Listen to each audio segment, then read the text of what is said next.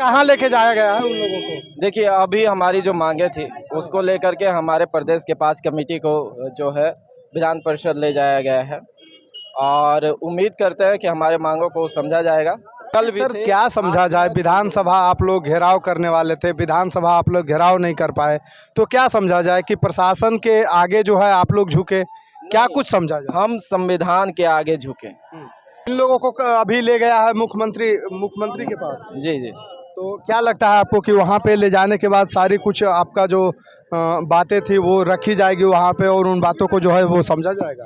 देखिए, उम्मीद करते हैं क्योंकि ये इस देश में लोकतांत्रिक देश है, यहाँ पे संविधान से देश चलते हैं, यहाँ कानून व्यवस्था है और उस व्यवस्था के आधार पे अगर कोई भी मांगे संगठन के द्वारा, पार्टी के द्वारा या किसी भी आम व्यक्ति के द्वारा आपको दी जाती है तो आपको आपका ये जिम्मेदारी और जवाबदेही है कि आप उस मांगों को समझते हुए अगर उचित मांगे हैं तो उसे पूरा किया जाए। और आप सभी को पता होगा कि भीम आर्मी जैसे गरीब गुरबा मजदूर, किसान, महिला, जवान के लिए लड़ाई लड़ती है।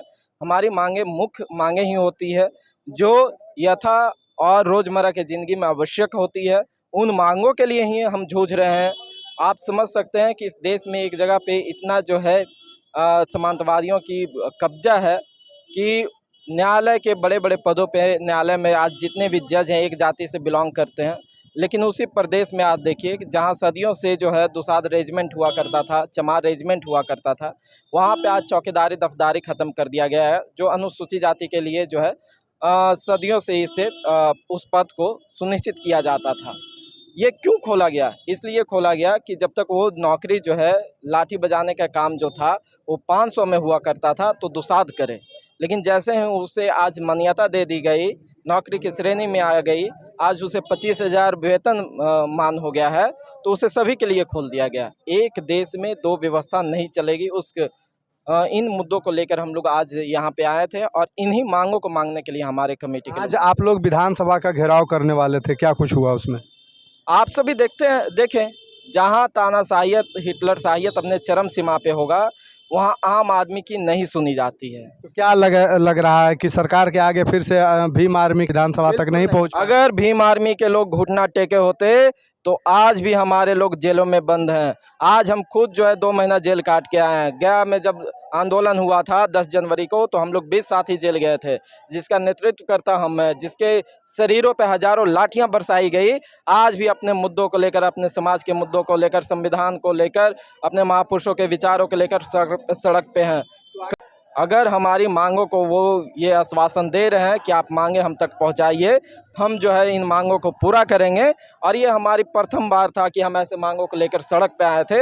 अगर दोबारा ये मांगों को पूरा नहीं किया जाता और दोबारा हम सड़क पे आएंगे तो निस्संदेह है कि हम विधानसभा नहीं मुख्यमंत्री के आवास तक पहुंचेंगे। लगातार पटना में आप लोगों के द्वारा जो है प्रदर्शन किया जा रहा है और पिछले कुछ दिन पहले ही डाक बंगला चौराहे पे आप लोगों पे जो है लाठी भी बरसाया गया, तो आज फिर आप लोग धरना प्रदर्शन में उतरे, तो क्या कुछ लग रहा है आपको कि सरकार आपके बातों को सुन रही है? ये इन चीज़ों से ये साबित हो रहा है कि इस प्रदेश के कमजोर कमेरे मजदूर वर्ग जग रहे हैं, वो जो है सजग हो रहे हैं, अपने मुद्दों को लेकर सड़क पर उतर रहे हैं। और ये खतरे की घंटियां इस देश में, इस प्रदेश में सामंतवादी विचारधारा रखने वाले जो सत्ता पे स्थापित है उनके लिए।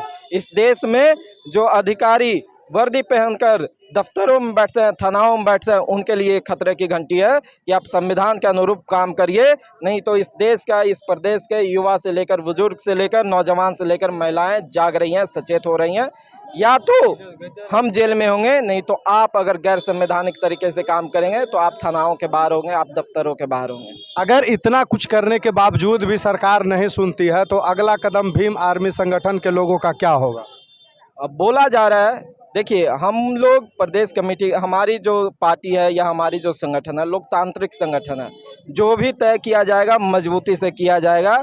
और भरोसा दिलाते हैं आप लोगों को भी, हमारे लोगों को भी, सरकार को भी, कि अगर इन मांगों को नहीं माना गया, इन मांगों को पूरा नहीं किया गया, तो अगला जो है हम लोग विधानसभा आने से कोई नहीं रोकेगा और विधानसभा नहीं मुख्यमंत्री का आवास भी घेरा जाएगा। या अगला बार भी फिर भीम आर्मी के लोग सरकारी कर्मचारियों के प्रोपेगेंडे में आकर के फिर से विधानसभा का घेराव नहीं कर पाएंगे, क्या कुछ लगता है? नहीं नहीं, बिल्कुल नहीं। अगली बार, अगर इस बार हम संविधान को सम्मान दे रहे हैं, तो अगली बार हम अपने लोगों के मान सम्मान का भी सम्मान रखेंगे। चलिए, बहुत बहुत धन्यवाद।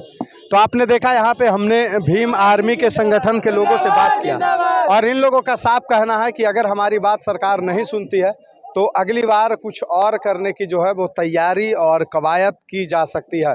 बाकी आपका क्या विचार है आप कमेंट बॉक्स में कमेंट कीजिए और इसी तरह का न्यूज़ देखने के लिए आप जुड़े